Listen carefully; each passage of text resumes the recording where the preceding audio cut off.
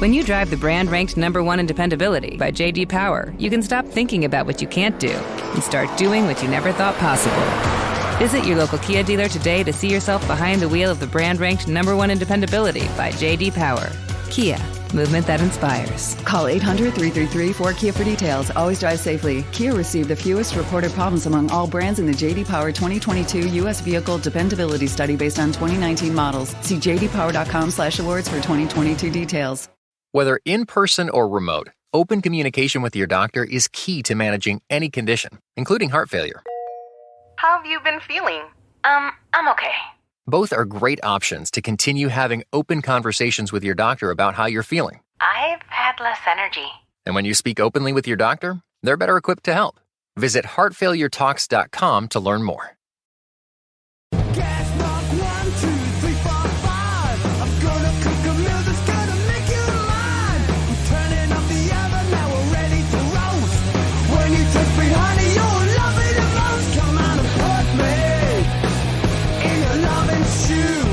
Welcome to another Britflicks.com podcast. My name's Stuart Wright, and today's guest is horror filmmaker Melanie Light. Welcome to the show.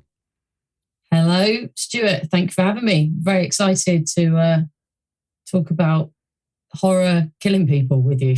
Indeed, that's the agenda. We have got 5 great serial killer movies to discuss.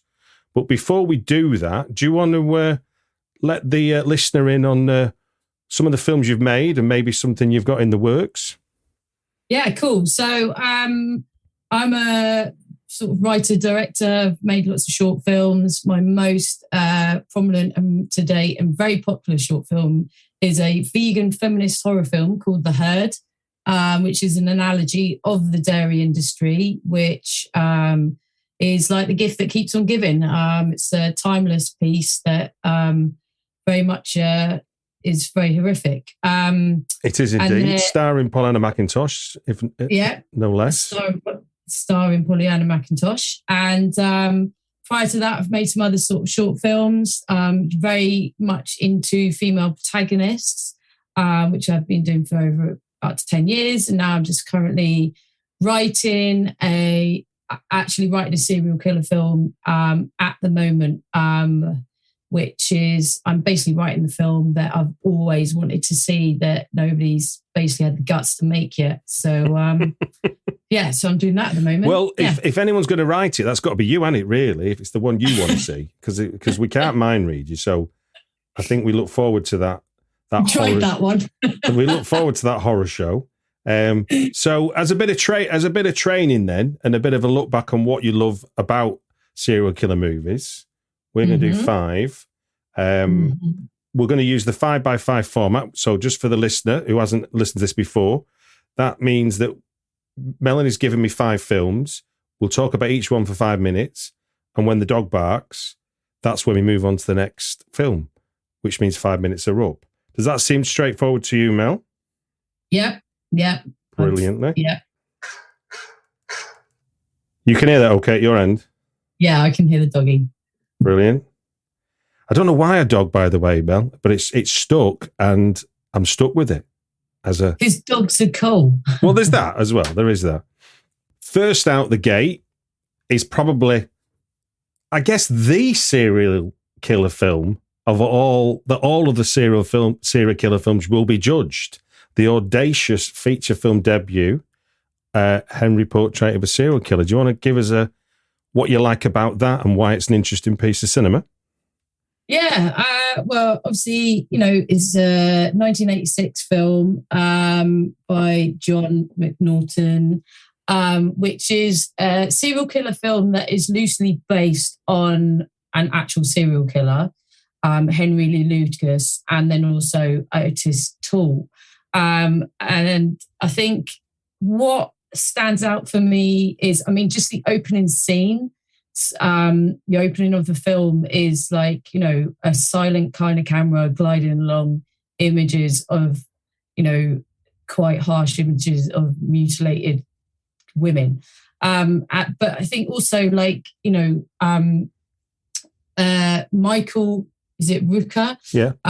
Who plays Henry's performance is absolutely fantastic. And for me, I'm very much into this kind of single character, bizarre kind of characters where you almost feel sorry for them, even though they're doing something that is absolutely atrocious in society.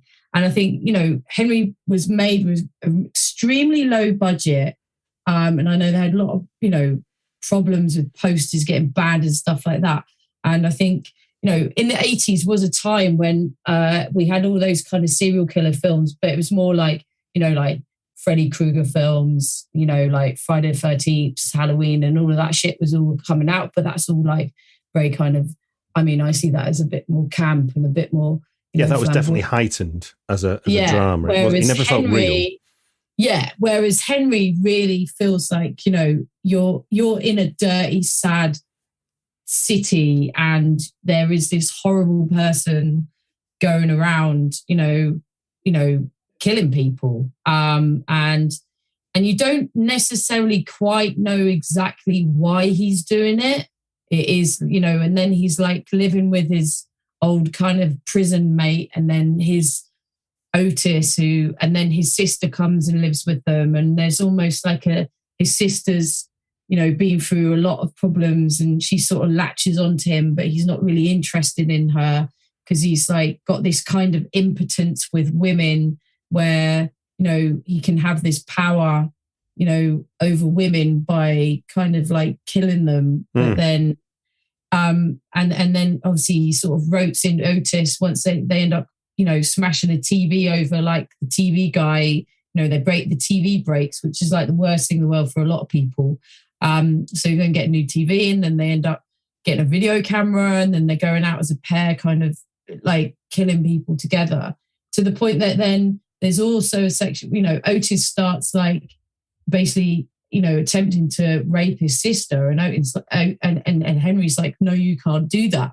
So there is a side of him that is... Yeah, it's a weird moral code that he possesses that's on, because he's definitely got one, but then when it comes to his chosen victim, he has none. He will go into emotionless, no empathy mode. Yeah, because it's like, you know, he has that, but like we have him going around stalking women and following women around, and he's got a job where they invite him into his house, and it's almost like, you know, we don't even know like all the victims that he's doing throughout the movie. It's just like, it is a constant him just, but it's just very seedy, like the city's seedy. I'm a really big fan of like, you know, the outside world as an influence. And I think Henry is one of the sort of like, is very dark because it has that social commentary and social realism about being that forgotten kind of person within society that you don't even it's almost like a workaday existence, isn't it? That he's like a workaday existence of a killer. So it's almost like mundane in it to him because it's so normal for him. Yet for us, it's horrifying. Yeah. But it's interesting because obviously, like, you know, the way it's set on, you know, the way he's been portrayed in this and Henry Lee Lucas. And then recently there was that Netflix series out about Henry Lee Lucas. And then, you know, when I watched that and I was like, oh, hang on. And that was really interesting because that kind of actually exposed him to be someone who was actually just a liar. And it's like, was he actually... Finish your thought. So it was interesting because it's like, was he actually a serial killer in real life, or was he just saying it for attention? So which he got from that Netflix series. Oh, but right. as a standalone film, Henry Portrait Serial Killer is it's my type of serial killer film because it's disturbing. Yeah, well, it's kind of low budget of the time has actually meant that it stood the test of time. It still feels as powerful to this day as the day it came out in 86, which, you know, some films, they begin to look like the age they come from, whereas I think some of the effects, obviously, like, you know, the special effects stuff's a bit ropey around the edges because of the time and the period, but you get out that stuff. But the time and the period of the rundown, wrong side of the tracks life that he's living in, so it's like he's almost invisible, isn't he, to you and I, because we don't see these people, and that's kind of what I think. That's what John McNaughton did really well with the film. Is that, I mean, I thought and what you don't see normally in a film either is that stalk that then turns into, oh no, I'll chicken out of that because the odds aren't good for me. You rarely see that. That's a really powerful moment. Like, you realise that he's a coward, really, for all of his abilities to take a life. He understands risk. Yeah. And I think the way it ends is brilliant as well, because like he's just still going. Yeah. Yeah, probably is to this day. Right then, number 2 on your list, jumping ahead 9 years to 1995 to the box office smash that was David Fincher's Seven. Oh, well, Seven I saw in the cinema when I was 15 years old at school. Mm-hmm. Obviously, it was an 18. I shouldn't have been going to it, but at the time I could get away with that sort of thing. And, you know, for me, it was also, I think, going in, obviously in a Brad Pitt. Brad Pitt had all the films out there, and it was fucking brilliant. But over time, Seven is one of probably the most watched films I've ever watched that is a serial killer film. Okay. And I think what David Fincher has done with it, and for me, it's a staple of cinematography, production design, music. You know, I was a massive Nine Inch Nails fan at the time when this came out as well. I think where Seven's a bit, you know, the difference is Seven and, you know, Henry, where Seven is, you know, a very structured script about, you know, this serial killer, and you don't actually get to see him and who he is until much later. And it is, you know, the 7 sins, which is so, it is that, you know, it's a crime thriller basically, because we obviously following the cops and, you know, like Morgan Freeman's like characters, like, you know, that classic, it's, you know, that just that last job, but it sucks them in and then they have to do it. And then you've got the new rookie, you know, who's up for everything. And it's just like, you know, it's that classic thing, but the way that it's done is just like so fucking, you know, it's always like got such a beauty to it. And like the thought that's gone into each sin and how they move on to the next one. And then, you know, and even like, you know, the world with it, you know, the rain, it's so important for them to have rain all the way through this world. And the writer talks about how he lived in New York and he fucking hated living in New York. And that's where this came from. Okay. That, you know, similar to Henry as well, that dark underbelly of society, you know, like the world is shit. And like, but, you know, it's interesting, obviously, like, you know, who, when you find out who the, you know, who the serial killer is, and then it's this amazing room and books and stuff, and, you know, and then it, and how it unfolds. And then obviously it's got the most famous fucking bit at the end when it's like, don't open the box, open the box. Which everyone who's seen Seven is just like, you know, that's such a famous line. I don't know how many times I've seen it, but I still hope he doesn't. It's like, it's one of them, it is that it's so brilliantly set up that even though you know it's going to happen, there's still a hope that you're going to see a version where he doesn't. Yeah. And it's like, I think, yeah, you still, the thriller aspect of it is just like absolutely fantastic. And you know, but then it's so fucking dark. Like, the fact that, you know, a guy, you know, lust is a man being made to wear a fucking like knife strap on and have a gun held at his head and fucking a woman to death. Like, I mean, when have we seen something like that modern day fucking cinema? I remember that. I met that at the cinema. Yeah, when that Polaroid flashed up of the device, you know, and when they're talking to the guy that made it. You're kind of like that, just that where your mind goes on that, just that information is enough, isn't it? Yeah, yeah. But I think, you know, like for me, like I'm a big David Fincher fan. I think the way that he works with like Actors Ross and Trent Reznor and his music, and his suspense and his thriller, and obviously this was a big blockbuster movie. It's just, you know, visually it is, you know, the production design, the like, you know, just the character development, the way that you are like trying to find out all this, and then, you know, they're finding the wires and the way that it is all linked up to this, you know, and also this one is very much like, this isn't based on any real serial killers. This is like a completely made up kind of, thriller story sort of thing. It's the sort of thing that you'd like read it as a novel. So, yeah, you just can't go wrong with Seven. I think it's just... And while you were talking, it's interesting. I never thought about this before, but obviously because we just talked about them side by side, there is a parallel with Henry in the sense of, obviously Henry is about the idea of, as long as the killer keeps moving, he'll never get caught, and changing MOs and all that kind of stuff. And Seven really does speak to the impotence of the police investigating, that they can't, if it's motiveless, obviously it's a puzzle that they're being set, but really it's such a random motive. Like the idea of finding, the idea that police work would find the criminal. The criminal hands himself over. They don't catch him. Yeah. It's that idea. He's part of the story though, isn't he? Of course, he's the last piece. But it's all that whole, the whole thing is completely pre-planned. Absolutely. Absolutely. No, it's like the criminal mastermind, but in the same way that, like on the Peter Sutcliffe documentary, it wasn't great policing that caught him. It was just a happy accident that they pulled him over for something else and then they found him. The idea of catching a serial killer is actually really hard. And Seven plays into that notion really well.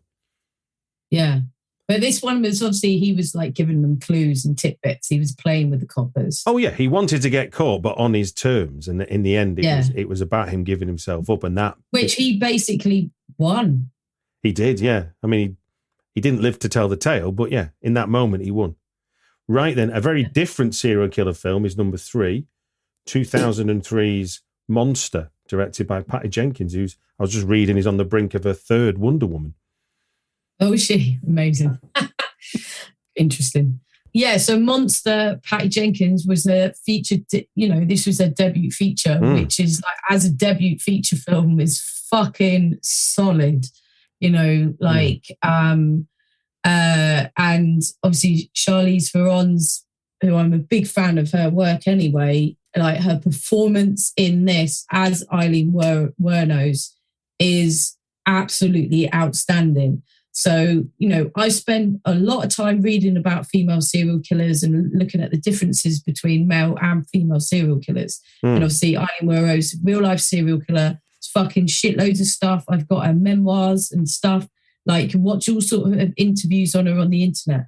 She's a really, really very unique human being, but her life was fucking shit as a teenager. She was like raped by a local paedophile, had to live in the woods like nobody. She had a horrible, horrible life. And you can tell, and it's really interesting because Monster very much is a film that kind of portrays, we have such a sympathy for her. And we really can, we kind of are rooting for her. And this is one of the few female serial killer films which I personally think is fucking good.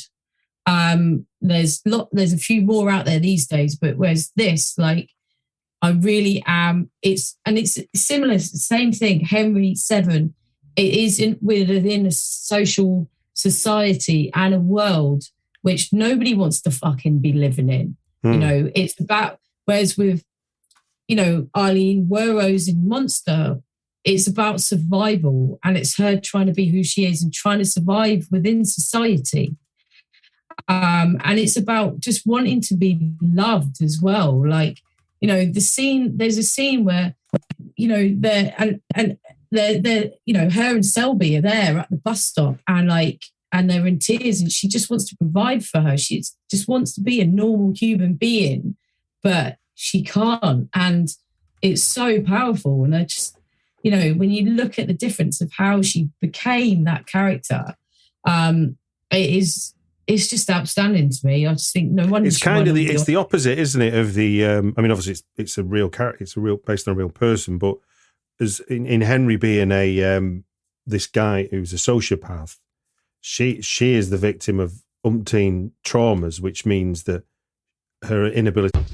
The Venture X card from Capital One gives you more of what you love, like premium travel benefits and access to Taylor Swift tickets. Oh, I do love her. Earn 5 times miles on flights and 10 times miles on hotels through Capital One Travel. Enjoy your stay in Suite 13. Whoa, 13? That's Taylor's lucky number. Plus, get access to Taylor Swift The Eras Tour, presented by Capital One.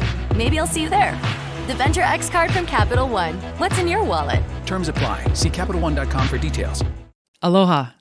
If you are looking for thought-provoking conversations and different perspectives than you'll find anywhere in the mainstream media on the topics and issues of the day, you're in the right place. I'm Tulsi Gabbard, former presidential candidate, United States Congresswoman, surfer, soldier in the Army Reserves, and veteran of 3 deployments. On my show, we go beyond the headlines and the sound bites. We cut through the noise to provide you with unique, nuanced perspectives on all sorts of issues, along with my unfiltered views. No partisan talking points here, no hidden agendas. This is the Tulsi Gabbard Show. Peloton's best offer of the season is here. Get up to $300 off accessories when you purchase a Peloton bike, Bike Plus, or Tread. Choose from a variety of accessories, like our cycling shoes, a heart rate monitor, non-slip grip dumbbells, and more. If you've been looking for a sign to join Peloton, this offer gives you everything you need to get going. This limited time offer ends November 28th. Visit onepeloton.com to learn more. All access membership separate. Offer starts November 14th and ends November 28th. Cannot be combined with other offers. See additional terms at onepeloton.com. To connect with people is because people have just let her down constantly and constantly. You know, she's never known what support and rooting for you is, so therefore she can't connect with people on that level, which is a big tragedy of the film. Yeah, which is her real life as well, you know, just like, and I think the way that they created a story from her life and how it's portrayed, you know, and you're with her when she first kills that guy, like you're with her, you know, and even though she's trying to survive, and there is times, you know, when she like does get some innocent guys because she's just starting to like, you know, it's like things become, it is a matter of survival for her. Yeah. Whereas the others, and it's, you know, she knows that people are after her. And then, you know, even when she gets caught at the end, you know, by the plainclothes police officers. And then it's also her battling her inner like feelings of like, you know, she's always slept with men. And then she suddenly becomes, you know, engrossed in Selby. And at first she's like in denial about being gay. And there's a lot of that, you know, within the story as well, her trying to figure out who she is. And I think that's really a really interesting aspect within the film as well. And so I think it's a very sympathetic film. And it's interesting when you hear Eileen Werrow's in real life talking about it. You know, and she's like, people have cashed in on my life, you know, and then she might start talking about Star Trek or something because she was just, she had, I feel sorry for her as a person because if she'd been helped as a child, she would never be in the position that she had been. And I know we do have a lot of, you know, sympathy. There is a lot of things that happen to serial killers, but for me, Eileen, like, really was treated like shit by society, by family, by men, by everyone. And there was, you know, there was no help for her. And I just think, so I think the way that they've put this out, like the sympathy that I have for her, you know, I've got an Eileen Werrow's t-shirt, so what a fucking debut feature film though, fucking hell. From one fantastic debut film to another, Jared Johnson's Tony from 2009. Now, this is one that we both share a love for sure. Yeah, I absolutely love Tony. I don't know what it is. I think, once again, you know, and Tony, out of all these films, is our only British serial killer film because we don't really have many British serial killer films, actually, not like that I can really think of. And Tony is a made-up serial killer, but he is loosely based on Dennis Nelson. And if you know Dennis Nelson, so you can understand some aspects of that. And I have been actually fortunate enough to work with Gerard Johnson and Peter Ferdinando on Hyena. So I got to nerd out and be like a bit of a nerd, like going, oh my God. So for Tony, what did he tell you when you nerded out with him that you know, he's like your kind of a film secret you can share with us of the film that you wouldn't have known from just watching it? The only one's like, you know, there's just stuff because I can rewatch Tony over and over again, was just, you know, the bit where like when he gets pushed into the dustbin bags and the old man comes up to him, I was like, that's real, isn't it? You can see, and that's what I love about Tony, is that a lot of it is like just walking down through Dalston, walking through London. It's once again showing society an invisible person within society who is killing people, and we don't give a shit about them. And they're, you know, Tony really is a bit of a loser. He hasn't got a job. You know, how the fuck he survived in his little flat, we don't know. And he is this, and we have a sympathetic kind of feeling with him as well. And yeah, that's the weirdest thing, isn't it? We know he's killed, and when the job centre guy bullies him, and the golf sign guy bullies him, we feel for Tony. Yeah. And it's interesting because obviously Tony's going to like gay clubs and he's picking up guys and he's got like, and he takes them home, but then he's also like going and phoning sex sort of sex workers, and but doesn't really know how to, like, he doesn't know how to communicate with people, let alone women. And he's communicate, you know, and then he ends up, you know, because he ends up like meeting up like with a couple of sort of drug addicts, wandering off with them, killing them, you know, lets one of them go. And then he's just, and it is like, it's a slice of life. And a lot of it is very handheld work. It's very improvised. It's very real. It's on the streets of London. It shows a portion of London. A lot of it's not like that anymore either. No, Dalston's changed. Yeah, big so time. Much. And I just remember, I don't know how come I saw this, but I just, you know, it's refreshing to have like a London serial killer film. And it reminds me a lot of Henry Portrait of a Serial Killer in the way that is that low budget, gritty, realistic kind of thing, you know.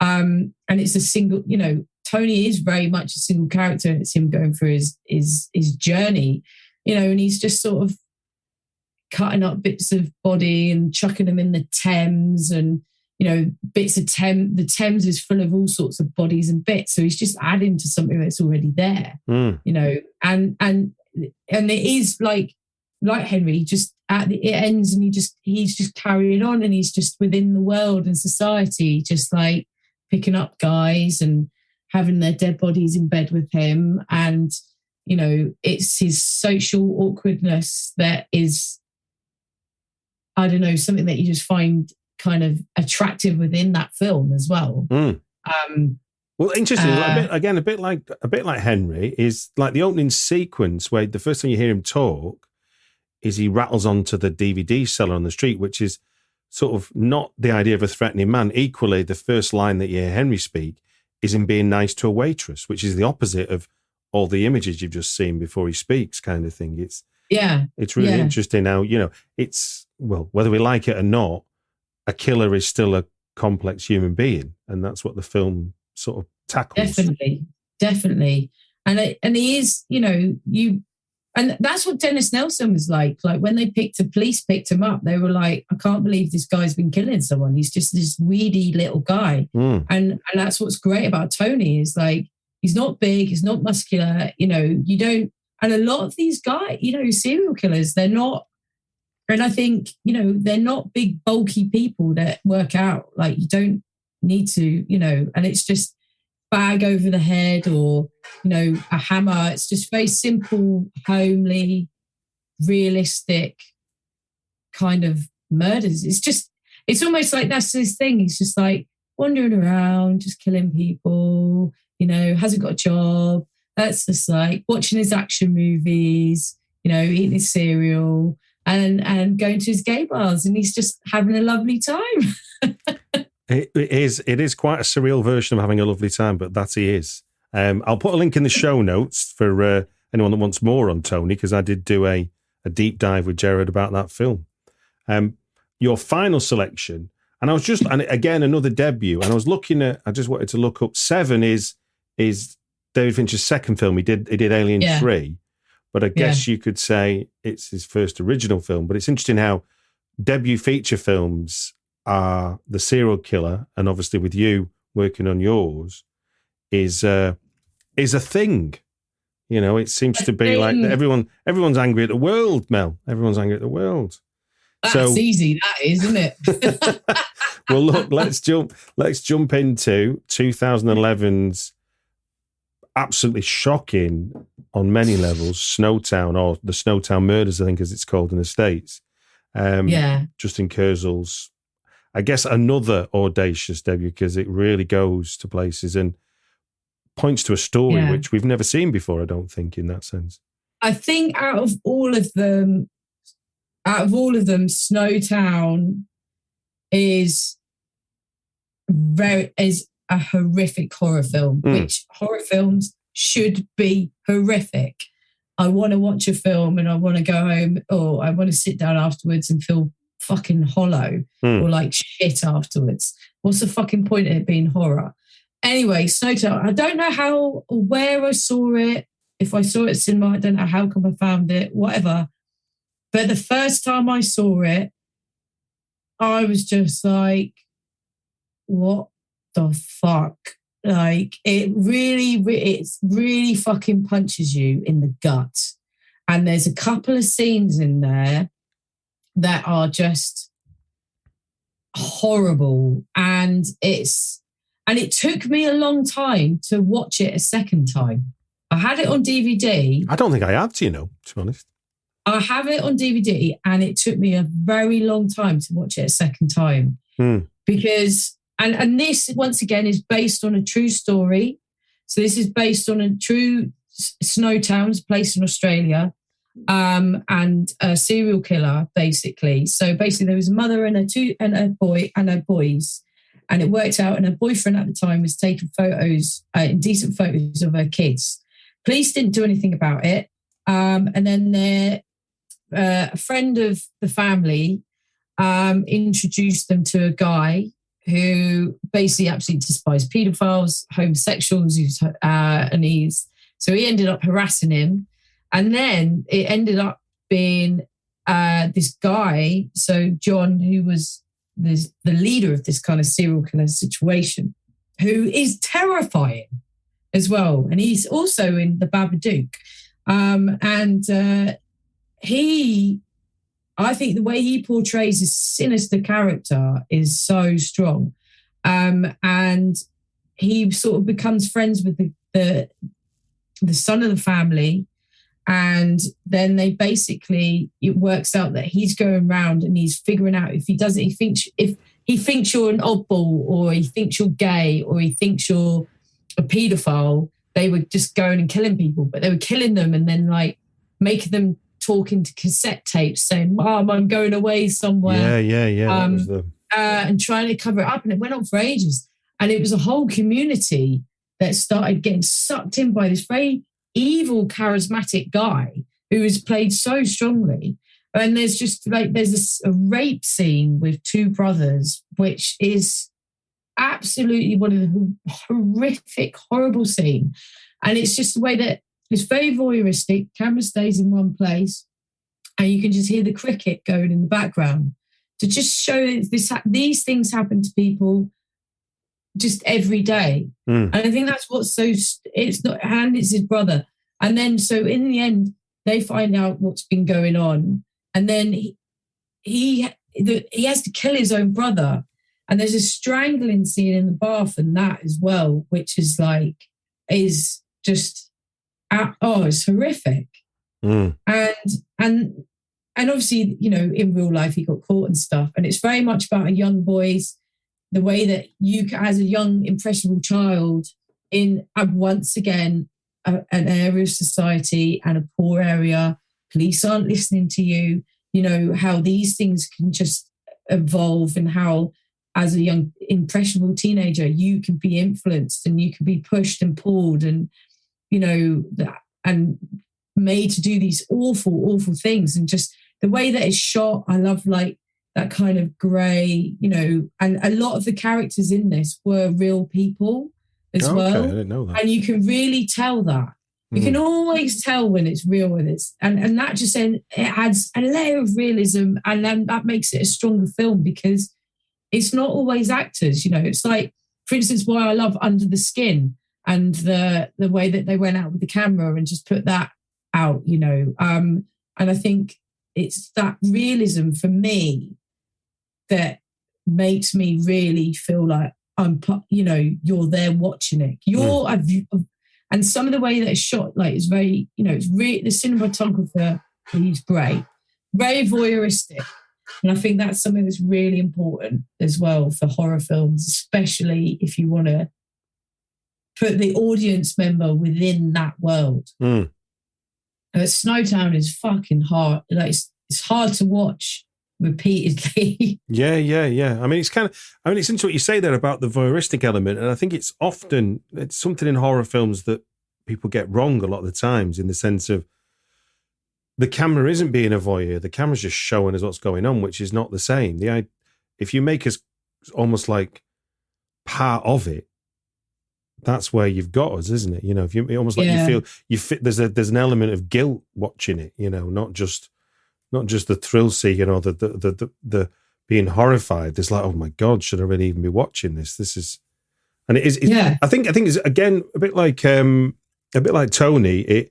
It gives a window into a world that I had no idea about. I don't know this way of life in Australia, and clearly they were people that have been just. I mean, literally, lots of people have been forgotten and not treated with any seriousness. You know, it was like a kind of trailer park type of equivalent in America, what you would know as in America. It was very much that the poor, let's just forget about them. And then that made it, you know, you could see as a kind of, I guess, the subtext of the film that was part of it, is that these are people that nobody cares about anyway. Yeah. Kind of adds. Which unfortunately in the world of serial killer, you know, for serial killers, they are the easy target sometimes. Because you know, people don't care about the lower end people, you know, they care about rich people. Indeed. I don't really want to, you know, I'm not in, you know, I'll watch something with a bunch of rich people being killed, but that I'll watch for shits and giggles. So don't care about them. Well, look, let's run through your 5 great serial killer movies. We've got 1986's Henry Portrait of a Serial Killer, 1995's Seven, 2003's Monster, 2009's Tony, and 2011's Snowtown. Is there anything, having talked about them now in the round, is there any themes for you that emerged from that you've thought about? Just having themes, yeah. From obviously, like, I'm very into this sort of like the social realism, and society being, you know, the world that they're in very much is almost part. You know, the world is very important to be part of the story as well. Yeah. Because it's what influences people around them as well. So if you're like, you know, if you're not surrounded by love, then, you know, it is quite easy to be like that. So they are very much, it's the forgotten work people, you know, like we were just saying, it is this dark, realistic kind of sad world of like almost sometimes quite lonely people. Yeah. That have just been, nobody cares about, the invisible person, and how you can just sort of be forgotten. And yeah, I mean, especially, I mean, in America, like such big countries, it is, you know, serial killers are always active. But obviously there's only one where we see, you know, there's only one female serial killer within this. So, well, look, you're going to write a female serial director killer as well. Yeah, you're going to write a female serial killer movie, and we wait for that with bated breath. So do I. I will. I'll put a link in the show notes so people that haven't seen The Herd that are listening to this can go check it out. Oh. And it just gives me to say thank you very much for giving your time on the Britflicks podcast. Thanks for getting me on. It's good.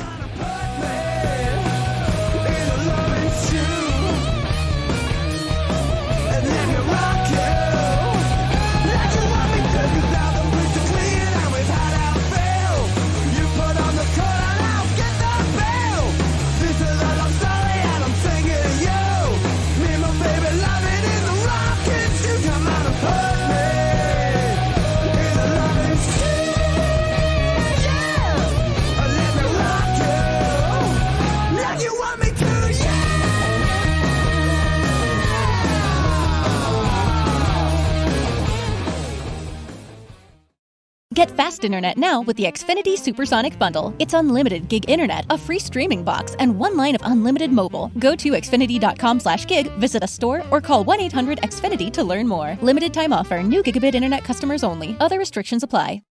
Right now, Amazon is offering some amazing extra perks that come with a job offer. If you start a warehouse job, you can get a $1,000 sign-on bonus. That means you start earning a paycheck right away, plus you get extra cash to use before the holidays. Applying is so easy, you don't even need an interview. It's never been so rewarding to start an hourly job that's close to home. So what are you waiting for? To join the team today, visit Amazon.com/sign-on bonus. Amazon is an equal opportunity employer.